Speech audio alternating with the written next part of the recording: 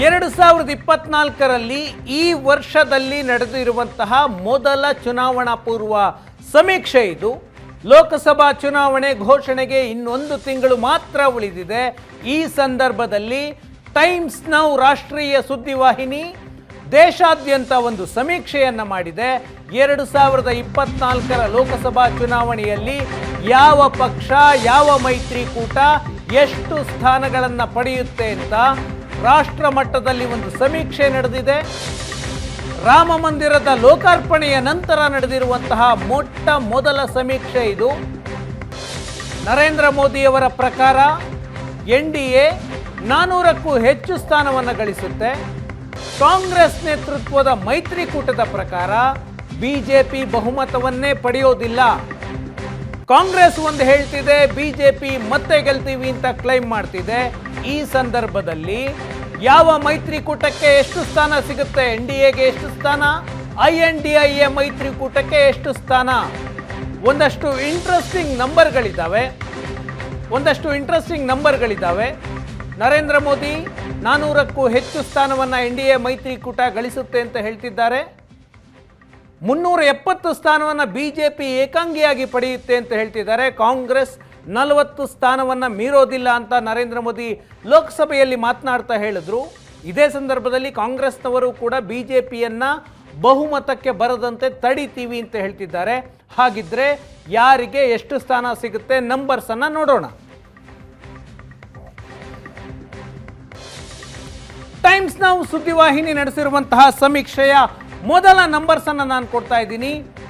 ರಾಷ್ಟ್ರ ಮಟ್ಟದಲ್ಲಿ ಇಡೀ ದೇಶದಲ್ಲಿ NDA ಮೈತ್ರಿಕೂಟ 366 ಸ್ಥಾನಗಳನ್ನು ಗೆದ್ದು ಮತ್ತೆ ಅಧಿಕಾರವನ್ನು ಏರುತ್ತೆ ಅಂತ ಟೈಮ್ಸ್ ನೌ ಸುದ್ದಿವಾಹಿನಿ ಹೇಳ್ತಾ ಇದೆ. INDIA ಮೈತ್ರಿಕೂಟ 28 ಪಕ್ಷಗಳ ಮೈತ್ರಿಕೂಟ ಪಡೆಯುವ ಸ್ಥಾನ ಕೇವಲ 104 ಅಂತ ಈ ಸಮೀಕ್ಷೆ ಹೇಳ್ತಿದೆ. ಯಾವ ಮೈತ್ರಿಕೂಟಕ್ಕೂ ಸೇರದೆ ಪ್ರತ್ಯೇಕವಾಗಿರುವಂತಹ ಪಕ್ಷಗಳು ಒಟ್ಟು 73 ಸ್ಥಾನಗಳನ್ನು ಪಡಿಬಹುದು ಅಂತ ಈ ಸಮೀಕ್ಷೆ ಹೇಳ್ತಿದೆ. ಬಿಜೆಪಿ ನೇತೃತ್ವದ NDA ಮೈತ್ರಿಕೂಟ 366 ಸ್ಥಾನಗಳನ್ನು ಗಳಿಸುತ್ತೆ. ಈವರೆಗೆ NDA ಮೈತ್ರಿಕೂಟ 2014, 2019ರಲ್ಲಿ ಪಡೆದಿರುವಂತಹ ನಂಬರ್ಸ್ಗೆ ಹೋಲಿಸಿದರೆ ಈ ಬಾರಿ ಹೆಚ್ಚು ಸ್ಥಾನಗಳನ್ನು ಗಳಿಸುತ್ತೆ ಅಂತ ಈ ಸಮೀಕ್ಷೆ ಹೇಳ್ತಾ ಇದೆ. 543 ಸ್ಥಾನ ಒಟ್ಟಾರೆ ಇರುವಂಥದ್ದು 366, 104 ಮತ್ತು 73. 366 ಸ್ಥಾನಗಳೊಂದಿಗೆ ಬಿಜೆಪಿ ನೇತೃತ್ವದ ಮೈತ್ರಿಕೂಟ ಮತ್ತೆ ಅಧಿಕಾರಕ್ಕೆ ಬರುತ್ತೆ ಅಂತ ಈ ಸಮೀಕ್ಷೆ ಹೇಳ್ತಿದೆ. ಹಾಗಿದ್ರೆ ಯಾವ ಮೈತ್ರಿಕೂಟಕ್ಕೆ ಎಷ್ಟು ಮತಗಳಿಕೆ ಇದೆ ಅನ್ನೋದನ್ನು ನೋಡೋದಾದರೆ NDA ಮೈತ್ರಿಕೂಟ 366 ಸ್ಥಾನಗಳನ್ನು ಗಳಿಸುತ್ತೆ. ಅದರ ವೋಟ್ ಶೇರ್ 41.8%. ಹತ್ತಿರ 48%, 42%ನಷ್ಟು ಮತಗಳನ್ನು NDA ಮೈತ್ರಿಕೂಟ ದೇಶಾದ್ಯಂತ ಪಡೆಯುತ್ತೆ ಅಂತ ಈ ಸಮೀಕ್ಷೆ ಹೇಳ್ತಿದ್ರೆ INDIA ಮೈತ್ರಿಕೂಟದ ಮತಗಳಿಕೆ ಕೇವಲ 28.6ಕ್ಕೆ ನಿಲ್ಲುತ್ತೆ. 28 ವಿಪಕ್ಷಗಳ ಮೈತ್ರಿಕೂಟ ಪಡೆಯುವಂತಹ ಮತಗಳಿಕೆ 28%ನಷ್ಟು ಮಾತ್ರ. 104 ಸ್ಥಾನಗಳನ್ನು ಗಳಿಸುತ್ತೆ. 28 ಪಕ್ಷಗಳ ಮತಗಳಿಕೆ ಕೇವಲ 28. ಇತರೆ ಈ ಎರಡೂ ಮೈತ್ರಿಕೂಟದ ಭಾಗವಾಗದಿರುವಂತಹ ಪಕ್ಷಗಳು 29ರಷ್ಟು ಸ್ಥಾನಗಳನ್ನು 29ರಷ್ಟು ಮತಗಳನ್ನು ಪಡೆಯುತ್ತೆ. 73 ಸ್ಥಾನಗಳನ್ನು ಗಳಿಸುತ್ತೆ ಅಂತ ಸಮೀಕ್ಷೆ ಹೇಳ್ತಾ ಇದೆ. 366 ಸ್ಥಾನದೊಂದಿಗೆ ನರೇಂದ್ರ ಮೋದಿ 400 ಸ್ಥಾನವನ್ನು ಕ್ಲೈಮ್ ಮಾಡಿದ್ರು.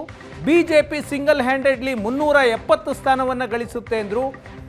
ಆದರೆ ಸಮೀಕ್ಷೆ ಪ್ರಕಾರ 366 ಸ್ಥಾನವನ್ನು ಬಿಜೆಪಿ ಗಳಿಸುತ್ತೆ ಅಂತ, ಬಿಜೆಪಿ ನೇತೃತ್ವದ NDA ಮೈತ್ರಿಕೂಟ ಪಡೆಯುತ್ತೆ ಅಂತ ಈ ಸಮೀಕ್ಷೆ ಹೇಳ್ತಿದೆ. 3ನೇ ಬಾರಿಗೂ ಮತ್ತೆ ಮೋದಿಯವರ ಸರ್ಕಾರ ಅಂತ ಈ ಸಮೀಕ್ಷೆ ಹೇಳ್ತಿದೆ. ಹಾಗಿದ್ರೆ ಕಳೆದ 3 ವರ್ಷಗಳನ್ನು ನಾವು ಒಮ್ಮೆ ಕಂಪೇರ್ ನೋಡೋಣ. 3 ಚುನಾವಣೆಗಳನ್ನು 2014, 2019 ಮತ್ತು 2024 ನಂಬರ್ಸ್ ನಿಮ್ಮ ಮುಂದಿದೆ. 2014ರಲ್ಲಿ ಮೊದಲ ಬಾರಿಗೆ ನರೇಂದ್ರ ಮೋದಿ ಪ್ರಧಾನಿ ಅಭ್ಯರ್ಥಿಯಾಗಿದ್ದರು. 336 ಸ್ಥಾನಗಳಲ್ಲಿ NDA ಮೈತ್ರಿಕೂಟ ಗೆದ್ದಿತ್ತು.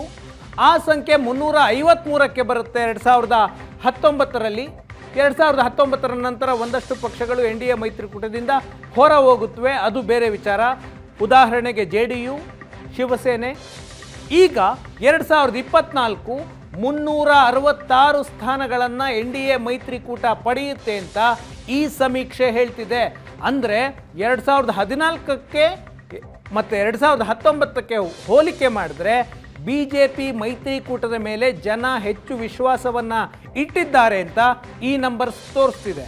ಹಾಗಿದ್ರೆ UPA ಅಥವಾ ಈಗ NDA ಆಗಿರುವಂತಹ ಕಾಂಗ್ರೆಸ್ ನೇತೃತ್ವದ ಮೈತ್ರಿಕೂಟ ಎಷ್ಟು ಸ್ಥಾನ?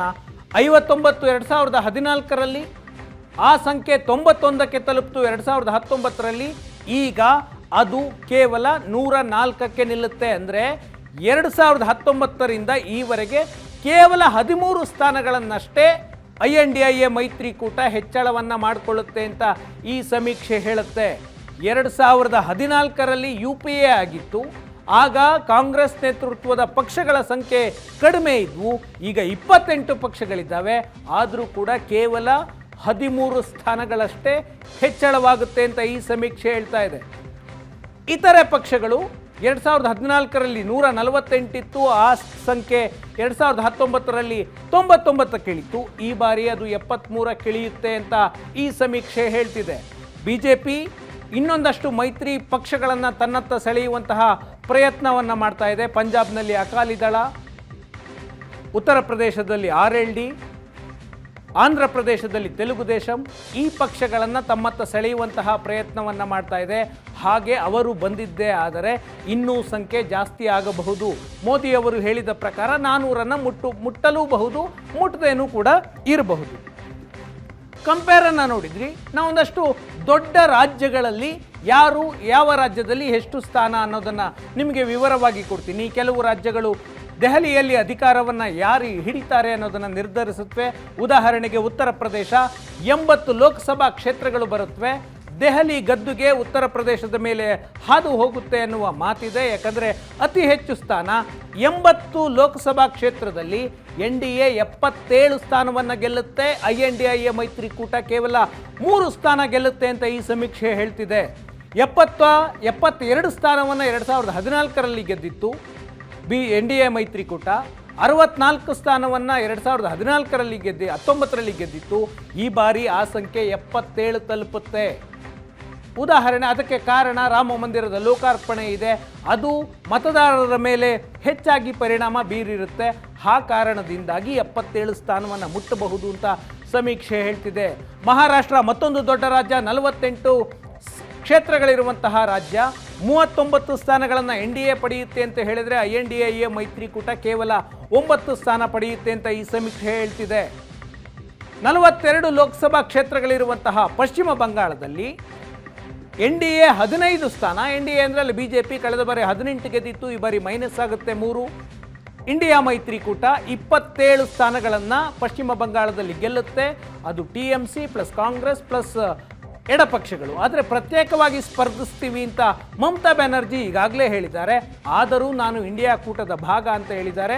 ಹಾಗಾಗಿ ನಾವು ಆ ನಂಬರ್ಸನ್ನು ಇಂಡಿಯಾ ಕೂಟಕ್ಕೆ ಸೇರಿಸಿದ್ದೀವಿ. ಬಿಹಾರ ಈಗಷ್ಟೇ ಮೈತ್ರಿಗಳು ಬದಲಾವಣೆಯಾಗಿದೆ. JDU BJP ಮೈತ್ರಿಯಾಗಿದೆ. ಬಿಹಾರದಲ್ಲಿ 40 ಕ್ಷೇತ್ರಗಳಿದ್ದಾವೆ. 35 ಸ್ಥಾನಗಳನ್ನು NDA ಮೈತ್ರಿಕೂಟ ಅಂದರೆ BJP ಪ್ಲಸ್ JDU ಗೆಲ್ಲುತ್ತೆ ಅಂತ ಈ ಸಮೀಕ್ಷೆ ಹೇಳ್ತಿದೆ. ಕಳೆದ ಬಾರಿ 40ರಲ್ಲಿ 39 ಸ್ಥಾನಗಳನ್ನು ಬಿಹಾರದಲ್ಲಿ NDA ಮೈತ್ರಿಕೂಟ ಗೆದ್ದಿತ್ತು. ಆ ಸಂಖ್ಯೆ ಈ ಬಾರಿ 35 ಆಗುತ್ತೆ ಅಂತ ಈ ಸಮೀಕ್ಷೆ ಹೇಳ್ತಿದೆ. ಮತ್ತಷ್ಟು ರಾಜ್ಯಗಳಿದ್ದಾವೆ. ಮಧ್ಯಪ್ರದೇಶ, BJPಯ ಸರ್ಕಾರ ಬಂದಿದೆ. ಮಧ್ಯಪ್ರದೇಶದಲ್ಲಿ 29 ಲೋಕಸಭಾ ಕ್ಷೇತ್ರಗಳಿದ್ದಾವೆ. ಕಳೆದ ಬಾರಿಯೂ 28 ಗೆದ್ದಿತ್ತು, ಈ ಬಾರಿ ಕೂಡ 28 ಗೆಲ್ಲುತ್ತೆ ಅಂತ ಸಮೀಕ್ಷೆ ಹೇಳ್ತಿದೆ. ಗುಜರಾತ್, ನರೇಂದ್ರ ಮೋದಿಯವರ ತವರು ರಾಜ್ಯ, 26 ಲೋಕಸಭಾ ಕ್ಷೇತ್ರಗಳು ಬರುತ್ತೆ. 26ಕ್ಕೆ 26 ಗೆಲ್ಲುತ್ತೆ ಅಂತ ಸಮೀಕ್ಷೆ ಹೇಳ್ತಿದೆ. ಕಳೆದ ಬಾರಿ ಕೂಡ 26ಕ್ಕೆ 26 BJP ಗೆದ್ದಿತ್ತು. ಇನ್ನು ರಾಜಸ್ಥಾನ 25 ಲೋಕಸಭಾ ಕ್ಷೇತ್ರಗಳು ಬರುತ್ತವೆ. 25ಕ್ಕೆ 25 BJP ಗೆಲ್ಲುತ್ತೆ ಅಂತ ಈ ಸಮೀಕ್ಷೆ ಹೇಳ್ತಿದೆ. ಹಾಗಿದ್ರೆ ಈಗ ಲೋಕಸಭಾ ಚುನಾವಣೆಯಲ್ಲಿ ರಾಷ್ಟ್ರ ಮಟ್ಟದಲ್ಲಿ ಯಾರು ಗೆಲ್ಲುತ್ತೆ ಅಂತ ನೋಡಿದ್ವಿ. ದೊಡ್ಡ ರಾಜ್ಯಗಳಲ್ಲಿ ಯಾವ ರಾಜ್ಯದಲ್ಲಿ ಯಾರು ಎಷ್ಟು ಸ್ಥಾನಗಳನ್ನು ಪಡೀತಾರೆ ಅಂತ ನೋಡಿದ್ವಿ.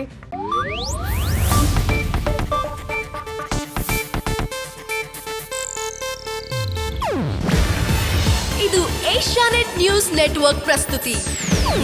ನೀವು ನೋಡ್ತಿದ್ದೀರಾ ಏಷ್ಯಾ ನೆಟ್ ಸುವರ್ಣ ನ್ಯೂಸ್.